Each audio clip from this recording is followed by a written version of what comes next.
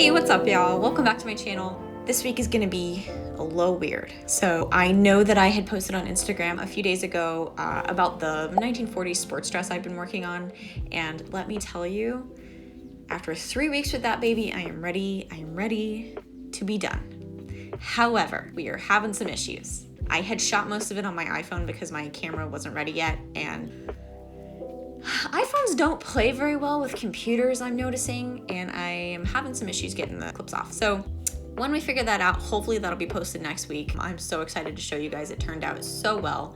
But this week I thought we would just do, a little bit of a thrift haul, kind of some stuff that I found at some estate sales and things like that lately that I'm really excited about. And we'll talk about kind of what I'm envisioning for those things and where I think we're gonna go with this in the future. So let's get started. Okay, so first things first is this really gorgeous bed sheet. I think it's 100% cotton. I don't know if it will really show up on camera very well, but it's this really gorgeous, almost florally moss green color. I think it'll be really good for a blouse. I don't think I want to do a full dress anymore. I'm kind of burnt out on that right now. So basically puff sleeves, maybe they come down to here-ish, a sweetheart neckline with some buttons down the front, a fitted bodice, and I'm thinking the sleeves start here, so a really, really wide neckline. Like a 2020 does 1970s look. And I'm going for maximum cottagecore here because right now my wardrobe is kind of whatever I could find at the thrift store, and one of the benefits of sewing things is that you can customize them, which is amazing. The next item we're going to talk about, I'm really excited about because it's cottagecore AF. It is this really gorgeous yellow floral maxi dress, and it buttons down the front. I know you can't really see right now, but it buttons down the front, and it has these gorgeous half-length puffy sleeves, and it's a maxi dress, so there's a lot of material to work with. I don't think that I'm going to keep it the way that it is. It's a little big for me, and it's kind of weird, but I may just change up the neckline, maybe widen it a little bit, maybe take it in a little bit, maybe shorten the skirt. But I'm really excited. This is perfect for fall. It's this gorgeous mustard color, and where I live in Texas, it's very hot most of the year. So this dress will kind of give me the look of fall without actually being, sweating through my sweater. So I'm excited. Next up on the list is a more intense thrift flip, I think. It is this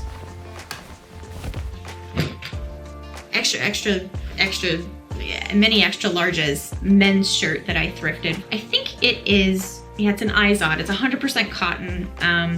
I am not a man, I don't know if you've noticed, but the great thing about getting kind of cast off men's button-down shirts is that there's so much material. And this one in particular is this really lovely, understated kind of foresty, mossy green, a little bit darker than the bed sheet. And I love green. I think it is perfect for fall. I think the warmth of this and the crispness of this kind of fabric will really help it have a really lovely shape, I think. So I'm envisioning for this guy kind of like an A-line skirt with a waistband maybe. There's plenty of fabric to go around. I don't think it's gonna need a petticoat, but it might just help it kind of poof out a little bit. It doesn't need a lining, it's very thick, so that's great. But yeah, I'm excited to get into this guy.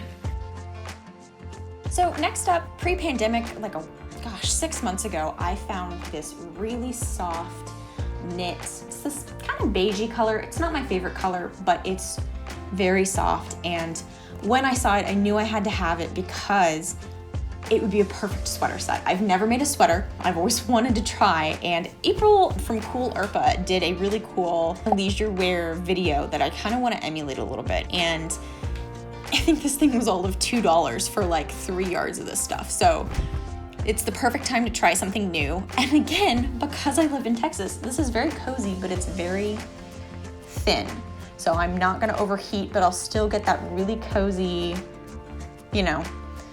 curl up with a cup of cocoa by the window as it's raining vibe. And I think it's gonna be great. So, okay, this next one isn't technically an item clothing, but I'm excited. This ginormous metal tin is, wait for it, full of buttons. I found it at an estate sale a couple weeks ago, and it is just a treasure trove. It's a treasure trove. There are, you know, vintage lipstick holders. There's even a freaking tap heel. I'm really not sure why this is in there, but we've got these gorgeous wooden toggle buttons. We've got, you know, metal cast buttons, and there's all sorts of stuff in here.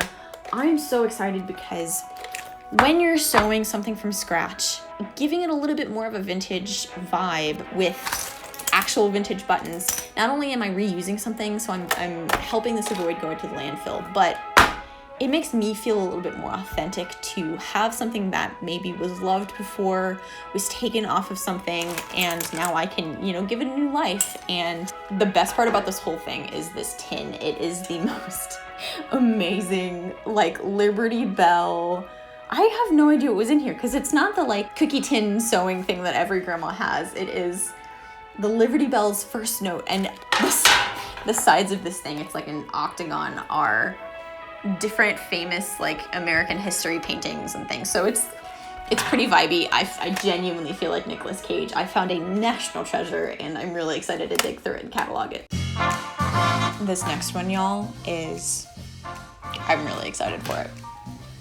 Check this out. I seem to be doing a lot of, like, florally cottagecore things lately, but I just can't help it. It's so cool. This is a kind of 1970s does the 1940s dress. Again, it buttons down the front, and it's a maxi dress. This one goes all the way down to, like, my ankles. I found a couple of photos that looked really similar to this one that were from the 1940s, like extant garments from the 40s. And I think this one is emulating those things. It's really cool. It has a waist tie to help it cinch in a little bit. The shoulder pads, obviously. The sleeves are short. I don't think they're very 40s. I think I'm gonna have to alter them and maybe reset them into the arm's eye, because from what I can gather, day dresses of this period, there's always a little bit of gathering at the shoulder to give it a little bit of poof. And, you know, so I may add a cuff and reset it in and do some gathering. But like I said, it's very long, and there's plenty of fabric to work with. So if I need to recut the sleeves at all, I can 100% do that, which is the great thing about thrifting clothes that are just slightly too big for you. It also has, it's not gonna zoom in, but there's these super cool, like, ovally shiny buttons that go with it.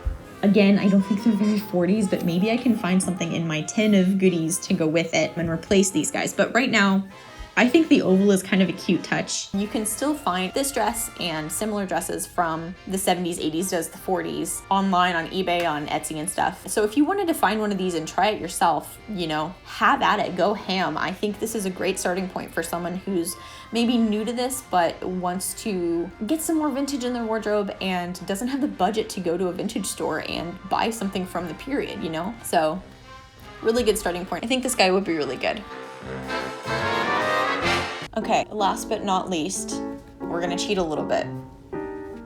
There's this really gorgeous sky blue with gold foil. I think these are either bees or June bugs. I can't quite tell, but they're shiny. This is cheating because I didn't technically thrift it. I found it in the cast-off spin at Joann's. However, I include it because there's a project that I have been dying to do with this guy for, gosh, I've had this for 2 years now and I never got around to it. The reason this counts is because even though it's not thrifted, I'm still saving it from the landfill. You know, I think it's maybe a yard, maybe a little bit less than a yard, which for most people is really hard to use because you can't make most blouses with less than a yard of fabric. But I think we can make this work. So this is a really stretchy knit, really soft. It's very soft. I think it's cotton and rayon maybe. And what I'm envisioning is a crop top. I have a couple that I really like the way they fit me. So I'm probably just gonna copy those, do a really quick video on copying that and kind of make the most of the end of the summer. I know, again, technically it's fall now, it's September, but again, it doesn't get cold until like Halloween. So I think we can maybe sneak one more video for the end of summer in here. And it's just so pretty. It's so pretty, I couldn't pass it up. So I'm excited. I think, you know, some high-waisted jeans, some sneakers, this is really cute, you know, lounging with your friends on a weekend night.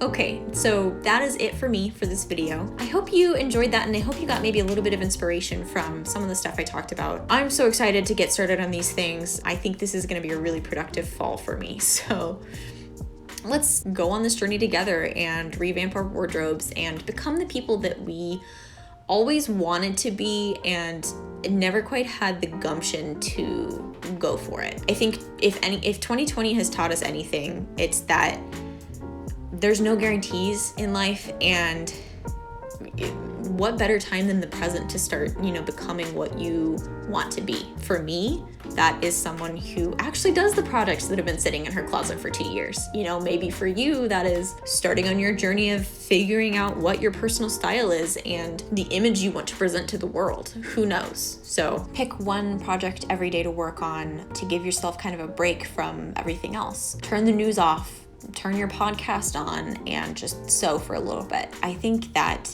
giving ourselves the chance to stop absorbing all of the awfulness is pretty essential. And for me, this YouTube channel is how I'm doing that. Maybe for you, it can be a friend or an accountability partner or a cat. Get a cat. Not to get too preachy on you or anything, but I wanted to kind of throw something in about 'tis the season.